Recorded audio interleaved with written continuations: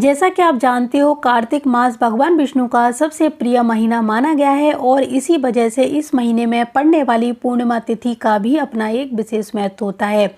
मान्यता है कि इस दिन दान, स्नान और व्रत करने से माँ लक्ष्मी और भगवान विष्णु अति प्रसन्न होते हैं और सुख सौभाग्य की वृद्धि करते हैं और शुभ फलों का आशीर्वाद देते हैं। तो अगर आप किसी कारण से गंगा स्नान के लिए पूर्णिमा पर नहीं जा पा रहे हैं, तब आपको अपने घर में ही गंगा जल में स्नान का जल मिलाकर गंगा स्नान करना चाहिए और महसूस करना चाहिए कि आप गंगा जी में ही स्नान कर रहे हैं। माँ गंगा का आवाहन करके पूरी श्रद्धा भाव के साथ अपने घर में ही स्नान करें तो आपको गंगा स्नान के समान ही फल की प्राप्ति होती है। अब गंगा स्नान के समय गंगा में दीपदान करने का कार्तिक पूर्णिमा में विशेष महत्व होता है।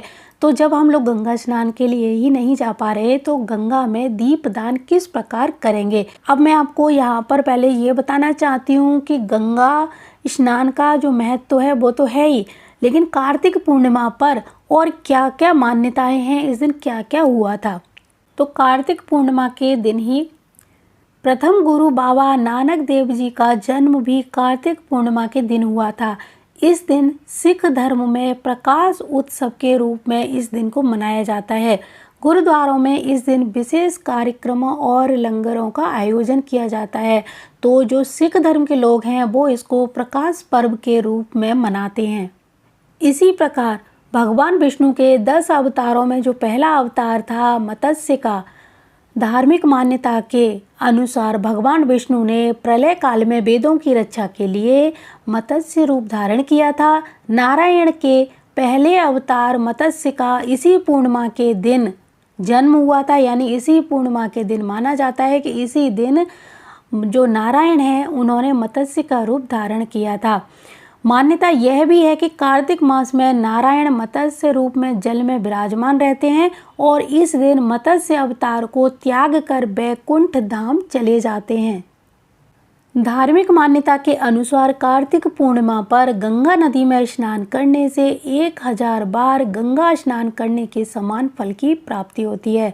व्यक्ति के जन्मों जन्मों के पाप धुलने लगते हैं, उसे आरोग्य की प्राप्ति होती है और इस दिन गंगा किनारे ही जो व्यक्ति अन्न, धन, वस्त्र, गर्म कपड़ों का दान करता है, माँ लक्ष्मी उससे बहुत ही ज़्यादा प्रसन्न होती हैं। तो आगे मैं कुछ और उपाय बताऊं, उससे पहले हम जानते हैं कार्तिक पूर्णिमा के मुहूर्त। तो पूर्णिमा स्नान का जो मुहूर्त है सुबह 5:05 से लेकर 5:28 तक है, 27 नवंबर को।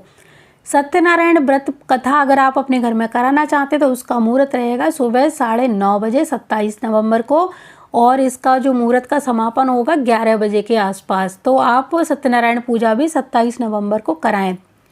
प्रदोष काल में दीपदान का जो समय रहेगा वो रहेगा 5:24 शाम को 7:05 तक। तो इस काल में आप दीपदान करें। चंद्रमा का जो लोग पूजन करेंगे वो करेंगे शाम 4:30 यानी 4:30 बजे से आप चंद्रमा का पूजन कर सकते हैं, उन्हें अर्घ दे सकते हैं।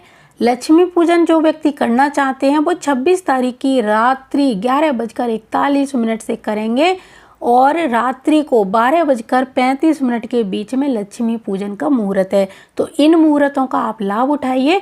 कार्तिक पूर्णिमा सबसे बड़ी पूर्णिमा है। इस दिन जो भी आप करेंगे उसका आपको 1000 गुना ही फल प्राप्त होगा। तो चलिए जानते हैं कार्तिक पूर्णिमा की पूजन विधि। इस दिन आपको सूर्योदय से पहले उठकर किसी पवित्र नदी में स्नान करना है या फिर गंगा जल अपने स्नान के जल में मिलाकर ही स्नान करें।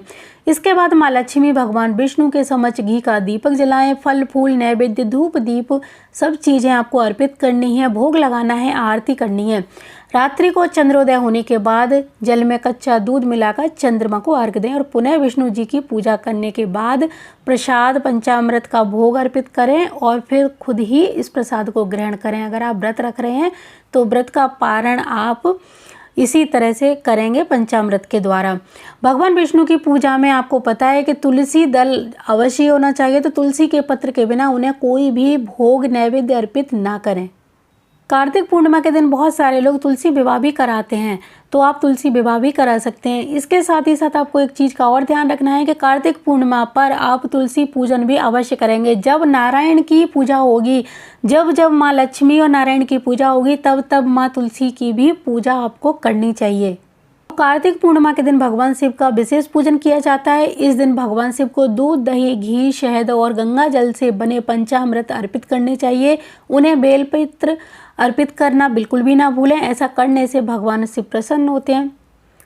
कार्तिक पूर्णिमा के दिन भगवान शिव का विशेष पूजन किया जाता है। इस दिन भगवान शिव को दूध, दही, घी, शहद और गंगा जल से बने पंचामृत अर्पित करने चाहिए।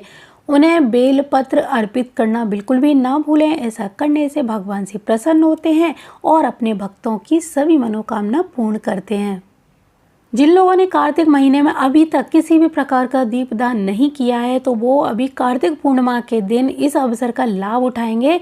आप दीपदान करिए, नदी के किनारे करिए, वृक्षों के आसपास करिए, देवालय में करिए, घर में करिए। यानी जिस तरह आप अपने घर में दीपावली पर दीपावली मनाते हैं, कार्तिक पूर्णिमा को भी देव दीपावली कहा जाता है, तो इस दिन भी आपको एक दीपावली और मनानी है।